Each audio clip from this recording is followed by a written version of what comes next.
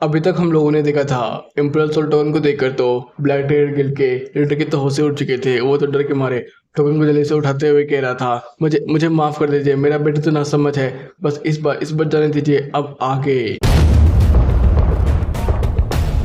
Episode की starting में हम लोग देखते हैं, हमें बताया जाता है मिलिट्री एडवाइजर जाओ Hong, four directional best king, या फिर तीनों आर्मी के हेड भी हो तब पर भी महारानी बस इम्पेरियल सोल गार्ड पर भरोसा करती है, क्योंकि महारानी हर एक इम्पेरियल सोल गार्ड को खुद अपने हाथों से चुनती है और उसे इम्पेरियल सोल गार्ड के ऑर्गेनाइजेशन में शामिल करती है। उनका जान हमेशा खतरे में होता है, इसलिए उन्हें पूरे डायन किंगडम में सबसे अच्छा ट्रीटमेंट मिलता है। और हमारे डायन किंगडम में एक अनरिटन रूल भी है, अगर तुमने इम्पेरियल सुल्तान को देखा है तो तुम मान लो कि तुम्हारे सामने खुद महारानी खड़ी है।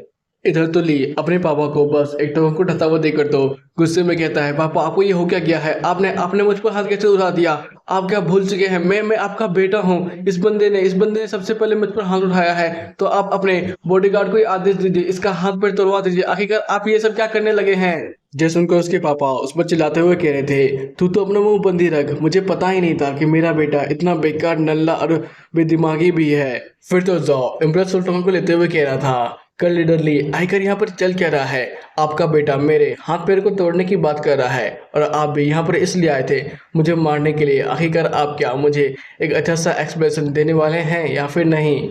इधर तो कर लीडर माफी मांगते हुए कह रहा था, यंग मास्टर जाओ, ये पूरी तरह से मिसअंडरस्टैंडिंग था, हमारा ब्लैक टाइगर गिल्ड आपकी इस इवनिंग को खराब करने के लिए हम पूरी तरह से माफी मांगते हैं और माफी के तौर पर आप इस ऑक्शन हाउस में जो चाहे वो खरीद सकते हैं, उसका पूरा पैसा हमारी ब्लैक टाइगर गिल्ड भरने वाली है। आप चाहे तो हम आपको बहुत सारे सामानों को भी दिखा सकते हैं।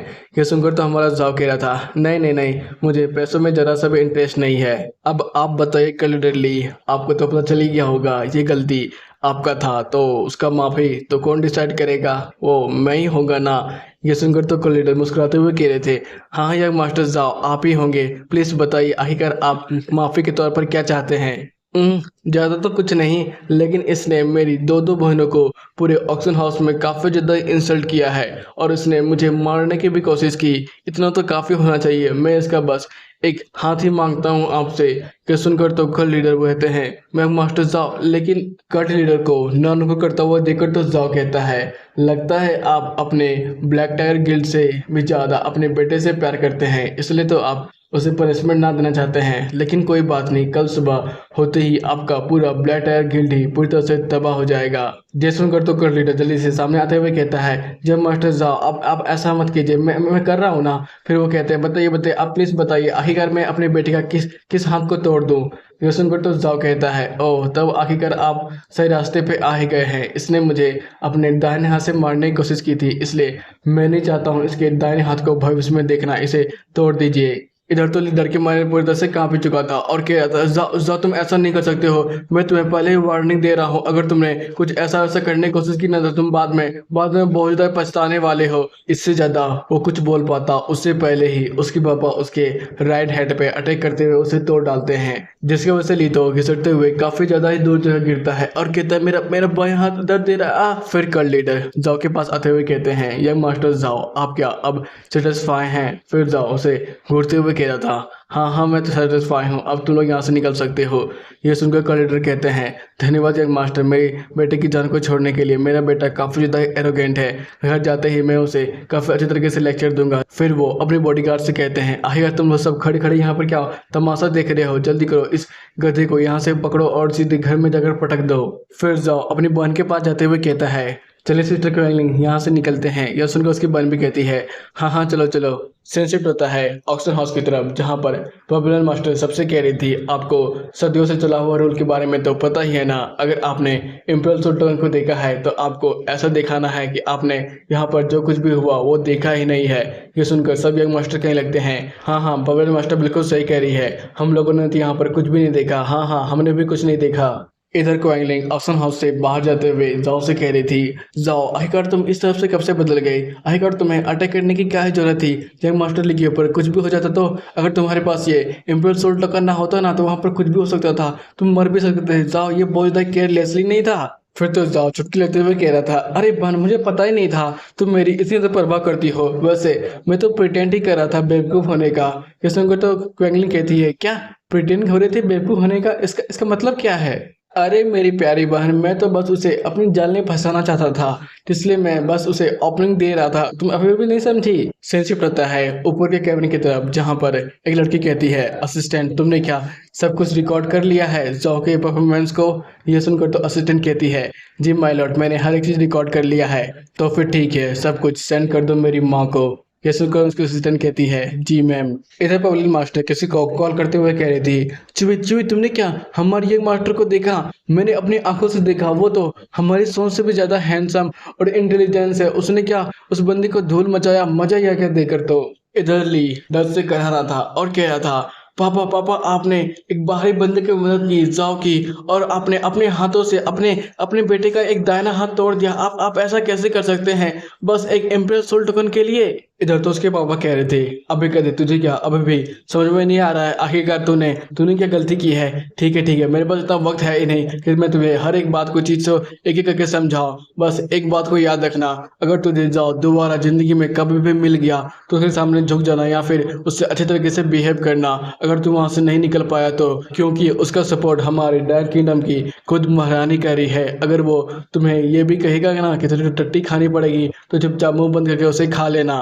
इधर तो लिखड़ा होते हुए कह रहा था, पापा पापा आप ऐसी कैसे बात कर रहे हैं? मैं कोई टट्टी उट्टी नहीं खाने वाला हूँ। फिर उसके पापा उसे कोल को पकड़ते हुए कह रहे थे, देख ये बात अपने दिमाग में घुसा ले, अगर तूने फ्यूचर में कभी भी जाओ से पंगा लेने की कोशिश की तो ये भूल ही जाना कि तू मेरा बेटा है। मैं कभी भी नहीं चाहूंगा कि तुझे से कचरे की वजह से मेरा पूरा ब्लैक टाइगर गिल्ड ही तबाह हो जाए। ये बोलकर वो वहां से निकल जाते हैं और अपने पापा को जाता हुआ देखकर तो ली पीछे से कह रहा था, पापा पापा आप बस एक ब्लैक टाइगर गिल्ड के लिए आप अपने सबसे ज्यादा करीबी और इम्पोर्टेंट मेंबर आप अपने बेटे को ही भूल जा रहे हैं। ऐसा ऐसा आप क्यों कर रहे हैं? हाँ ये सब बस जाओ की वजह से हो रहा है। इसकी वजह से मैं अपना राइट हैंड गवा दिया, मैं पूरी तरह से क्रिपल हो गया हूँ। उसकी वजह से मैंने अपने पापा के आंखों से अपना वैल्यू भी खो दिया है। ये सब बस उस जाओ की वजह से हो रहा है। मैं सबका बदला पक्का लूंगा। फिर वो अपने तीसरे अंकल को फोन लगाता है और रोते हुए उसे सारी बात बताता है और कहता है, अंकल अंकल आपके यंग मास्टर ली को बहुत ज़्यादा मारा गया है, उसके एक हाथ तक को तोड़ दिया है। अंकल प्लीज कुछ कीजिए और जाओ का पूरी तरह से खेल ही खत्म कर दीजिए। और इसी के साथ सीन शिफ्ट होता है अगले दिन के अपार्टमेंट की तरफ, जहां पर जाओ खराटे मार के आराम से सो रहा था। तभी किसी का फोन आता है। ये देखकर जाओ कहता है, अरे यार इतनी सुबह सुबह कौन ही तंग कर रहा है? तभी उधर से मोरू कहता है, भाई भाई मैं तेरा भाई मोरू हूँ, जल्दी कर नीचे आ। किशन को तो जाओ कहता है, भाई मोरू मैं काफी ज्यादा थक चुका हूँ यार, आई का क्या प्रॉब्लम है जल्दी फोन पे बताना। अरे भाई साहब बहुत बड़ी बात है, मेरे पापा तुझे खुद ही लंच में बुला रहे हैं और वो तुझे देखना भी चाहते हैं। ये सुनकर से जाओ तो ठीक उठते हुए कहता है, क्या भाई तूने क्या कहा? तेरे पापा मतलब कि जनरल मोरुंग मोरुंग मुझे बुला रहे हैं, आखिर क्यों? भाई भाई मैं नहीं जाने वाला हूँ, मुझे अभी और सोना है, मुझे काफी ज्यादा ही नींद आ रही है। फिर मोरुंग कहता है, अबे यार अगर तू इस बार नहीं आया ना तो मैं खुद तेरे अपार्टमेंट में जाकर तुझे बांध कर नीचे लाने वाला हूँ। ये सुनकर जाओ कहता है, ओ यार तो ठीक है, बस 2 मिनट इंतजार कर, मैं वहां पर तुरंत ही आता हूँ। इधर जाओ कपड़े बनकर जैसे ही नीचे जाने लगता है तभी उसकी बहन पूछती है, जाओ तुम इतने बर्फीले मौसम में बाहर कहाँ पर जा रहे हो? ये सुनकर जाओ कहता है, बहन आज का लंच तो मैं अपने दोस्त के घर करने जा रहा हूँ, इसलिए शाम तक तो आ ही जाऊंगा। सेंसिप्ट होता है मोनो के विला की तरफ, जहाँ पर उनकी नौकरानी कह रही थी, यंग मास्टर आप क्या अपने साथ एक गेस्ट को बुलाए हैं? ये सुनकर मोरुंग कहता है, हाँ हाँ ये हमारा गेस्ट ही है। फिर मोरुंग अपना विला को दिखाते हुए कह रहा था, देख भाई तेरे को कैसा लगा? ये सुनकर जाओ कहता है, भाई तेरा विला तो काफी ज्यादा बड़ा है यार, काफी ज्यादा महंगा होगा ना? ये सुनकर तो मोरुंग कहता है, ना भाई ये उतना ही महंगा नहीं है, वैसे ये सब विला हमें महारानी ने दिया है, हम लोग तो बस 6 लोग होते हैं, नौकरों को भी मिला दिया जाए तो चल चल मैं तुझे अपने विला के अंदर ले चलता हूँ। फिर वो चिल्लाते हुए कहता है, बहन और पापा मैं घर वापस आ चुका हूँ। फिर वो जाओ को किचन तो ले आता है। इधर मोरू के पापा खाना को रेडी करते हुए कह रहे थे, चलो तुम लोग भी आ गए हो, अब जैसे हाथ पैर धो लो, मैं तुम लोग के लिए खाना टेबल पर लगाने ही वाला हूँ। फिर जाओ थोड़ा घबराते हुए मोरू के बड़े भाई से कहता है, अरे यार, तेरे पापा तो नेवी के ग्रेट जनरल नहीं हैं, तो वो अपने हाथ से हम सबके लिए खाना क्यों बना रहे हैं? ये सुनकर मोनू का भाई कहता है, अरे यार उतना भी टेंशन मत ले, मेरी बहन और मेरे लिए मेरे पापा तो हम जब 6 साल के थे तभी से खाना बना रहे हैं। फिर मोनू के पापा जाओ के सामने आते हुए कहते हैं, ओह तुम ही जाओ क्या, मेरे बच्चों के क्लासमेट? वैसे मैं तुम्हारे बारे में तो काफी सुना है, तुमसे मिलकर अच्छा लगा मुझे। क्या सुनकर जाओ कहता है, हाँ हाँ मुझे भी आपसे काफी ज्यादा अच्छा लगा जनरल मोलून। मैं पहली बार आपके सामने आया हूँ, इसलिए मुझे थोड़ी घबराहट हो रही है। ये सुनकर तो मोरू के बाबा भी हंसते हुए कहते हैं, क्या घबराहट? किस बात की घबराहट? और तुम मुझे जनरल मोरू क्यों कह रहे हो? तुम मुझे चाचा की तरह कहो ना, वैसे भी तुम तो मेरे बच्चों के दोस्त हो ना। इधर तो जाओ भी हंसते हुए कह रहा था, हाँ हाँ मैं आपको चाचा ही कहूंगा। फिर वो अपने मन ही में सोच रहा था, मैं तो इनसे सबसे पहली बार फायर एंड आइस के प्रिजन में मिला था, अगर ये बात इन्हें पता चल गई तब तो मैं खत्म खत्म, इसलिए मुझे थोड़ा सोच समझ कर ही इनसे बातें करनी होगी। फिर वो लोग लंच करते हुए आपस में बात कर रहे थे, जहां पर मोरू के पापा कह रहे थे, जाओ मैंने तुम्हारे सुपरनोवा कंपटीशन के परफॉर्मेंस के वीडियो पर देखा था, तुम सचमुच कमाल के हो, तुमने अकेले ही बहुत सारे जीनियस को ढेर कर दिया, तुम तो जीनियस में से भी जीनियस हो। लेकिन देखो मेरे बच्चों को, मेरा बेटा तो ना समझ बेवकूफ है, उसने तो अपने दोनों बेस्ट का इस्तेमाल किया, फिर भी उस प्राइम मिनिस्टर के बेटे को हरा भी नहीं पाया। ये सुनकर तो जाओ कहने लगता है, अंकल बोरंग आप सचमुच बहुत ज्यादा ही काइंड है, लेकिन फिर भी ये आपके बच्चे की गलती नहीं थी, उनका बेस्ट ही कुछ ज्यादा ताकतवर था। इधर बड़ों का बड़ा भाई कहता है, पापा आपको कैसे लगा कि मैं पूरी तरह से बेकार हूँ? मैंने भी तो थ्योरी में पूरे अजय ड्रैगन एकेडमी में फर्स्ट रैंकिंग हासिल की है, आप बताइए ऐसा कोई कर सकता है क्या? जय शंकर तो मोरू के बाबा कहते हैं, हाँ हाँ मुझे याद आया, तुमने पूरे अजय ड्रैगन में थ्योरी में अच्छा मार्क्स लाया है, तुम क्या कोई राइटर बनने वाले हो? तुम्हें भी आर्मी का हिस्सा बनकर लड़ाई करना पड़ेगा। फिर वो उसके सर्टिफिकेट को देखते हुए कह रहा था, ओह इसमें तो काफी ज्यादा ही अच्छा टाइटल लिखा हुआ है। मेरे इमरिडल पापा, आखिरकार इस बकवास टाइटल का नाम तुझे सूझा भी कैसे? ये सुनकर तो मोरू कहता है, पापा मुझे बकवास कहने से पहले एक बार अपने पापा के बारे में सोच लीजिए, क्योंकि उन्हें ही ऐसे लिखने का सबसे ज्यादा शौक था, जिसकी वजह से मैंने उनके ऐसे से 2-3 लाइन चोरी की है। यह सुनकर तो उसके पापा भड़कते हुए कहते हैं, अबे गधे गधे के बच्चे, तुझे शर्म भी आता है? आखिरकार तूने कितनी बड़ी गलती की है। अगर मेरे पापा या फिर मेरे पापा के पापा दादा भी जी हुए ना, तो तुम्हें यह सुनकर तो बहुत ज्यादा मार पड़ती। पता भी है उनका ये सीक्रेट था, वो ऐसे नहीं लिख रहे थे, वो तो अपने जंग के बारे में बता रहे थे। इधर मिस मोरंग उनके बातचीत में ही जाओ को ब्रेड खिलाते हुए कह रही थी, लो जाओ इसे भी टेस्ट करो, ये काफी ज्यादा अच्छा है। जैसे देखकर तो मोरंग के पापा चौंकी जाते हैं और कहते हैं, मेरी बेटी ने कभी मुझे मुझे अपने हाथों से खाना नहीं खिलाया है, तो वो इस बच्चे को कैसे खिला सकती है? लेकिन तभी मोरंग का बड़ा भाई अपने पापा के मुंह को बंद करते हुए कहता है, पापा पापा शांत हो जाइए, आपको क्या लगता है मेरी बहन जब भी जॉ के साथ रहती है तो वो काफी ज्यादा ही खुश होती है पापा, इसलिए आपको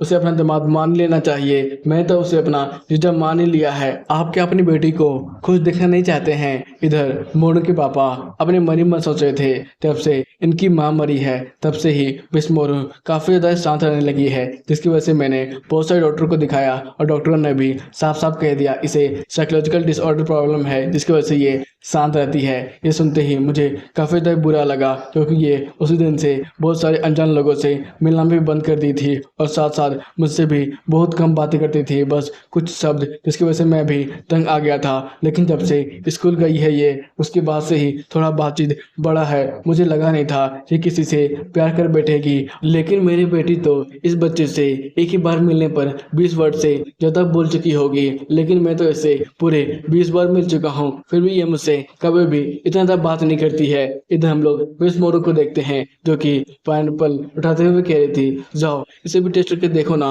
ये भी काफी ज्यादा अच्छा है। इधर जाओ उसके हाथ से खाते हुए कह रहा था, हाँ हाँ क्यों नहीं, यह भी काफी ज्यादा अच्छा है। ये सब देखकर मोरू के पापा अपने मन ही में सोच रहे थे, लगता है मेरी बेटी इस बच्चे से काफी ज्यादा गहरा प्यार करती है, तो मुझे पापा होने के नाते अभी इस समय में क्या करना चाहिए? हाँ, फिर वो उस बच्चे से कहता है, जाओ तुम बच्चे आखिरकार ये बताओ तुम्हारी फैमिली में कितने मेंबर रहते हैं? ये सब देखकर तो जो भी थोड़ा परेशान हो रहा था, क्योंकि उनकी आंखें कुछ ज्यादा ही कातिल ना थी। फिर वो सवालों की बारिश कर देते हैं और कहने लगते हैं, आखिरकार ये बताओ तुम्हारे पास कितने एकड़ जमीन है, तुम्हारा फैमिली वैल्यू क्या है और तुम्हारे माँ बाप क्या काम करते हैं, वो पैसे कैसे कमाते हैं, तुम्हारे पास क्या दादा दादी हैं और तुम कितने रैंक के 20 मास्टर अभी तक बन चुके हो। ये सब सुनकर तो थे मिस मोनू का बड़ा भाई ने पापा का मुंह बंद करते हुए कह रहा था, पापा पापा रुक जाइए, आप ये सब सवाल क्यों पूछ रहे हैं। ये बेचारा सुनते ही काफी ज्यादा डर जाएगा। इधर हम लोग मोनू के बाबा को देखते हैं